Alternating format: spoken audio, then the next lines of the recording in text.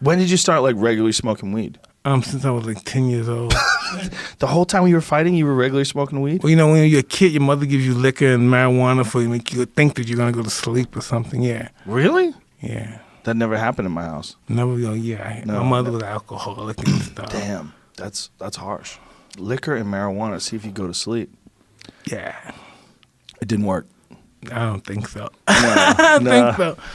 Do you what benefits do you get out of marijuana? Like, what does it do for you? Hey man, if I didn't, I'd have a bad day. Yeah, I'm a really moody guy without it. And it just it smooths me out. As soon as I take it, I'm a whole different person. I'm really on top of my game. I'm balling. Yeah, I feel the same way sometimes. It makes me nicer. Yeah. Yeah, calms me down. Do you smoke? And I like who I am when I smoke. You know what I mean? When I weed, I don't sometimes like who I am sometimes. That's just the real sometimes. Yeah. I don't like that guy. I want to get away from that guy. Well, you know, I was talking to Michael Irvin once. He was explaining to me that when children grow up in high-stress environments, that their genes are wired to have a propensity towards violence. That if it's normal, if it's around them all the time, when they're growing up and when they're in the womb. Yeah, I agree. When their mother's under extreme stress, if they live in a bad neighborhood, and it's hard for some people like yourself that did grow up in an environment like that to ever reach where you're at right now, just a place of peace.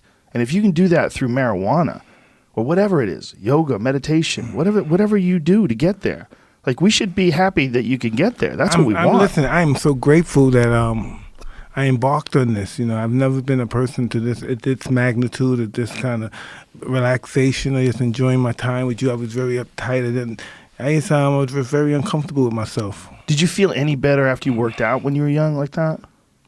Absolutely, but my works out. You know what?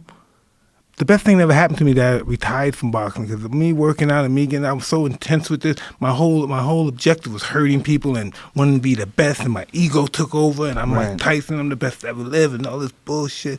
And dealing with my partner Rob Hickman, I happened to embark on this, come across this thing called the Toad. Are you familiar with the Toad? Yeah, what you're talking about is 5-methoxy-dimethyltryptamine. Oh, that's it right there. Yeah. Yeah. And I came across that, and I smoked this, I don't know, this medicine, drug, whatever you want to call it and stuff.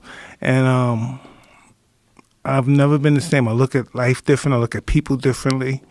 And the experience I can't even express, really. It's almost like dying and being reborn.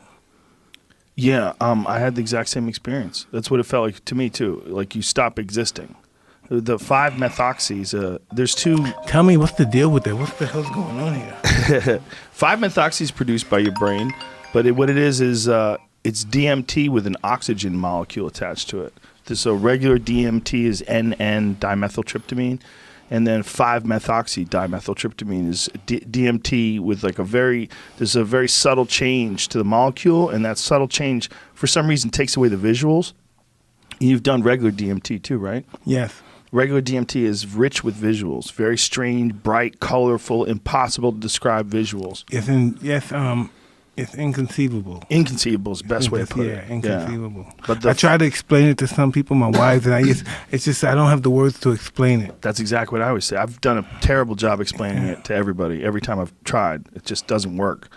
But all those things, they give you perspective. It's almost like you're dying. You're submissive, you're humble, you know what I mean, you're vulnerable, but you're invincible, still in all. You know, it's just that weird feeling.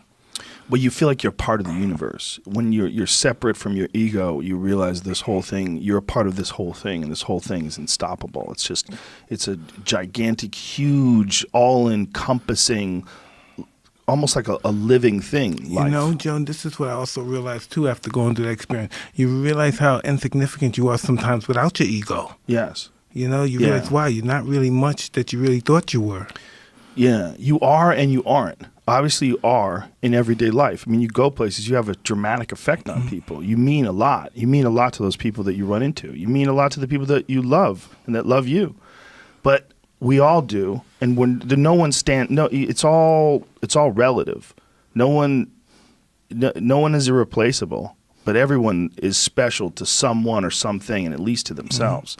but we're all the same. We're all a part of this weird, crazy, gigantic organism that's the human race.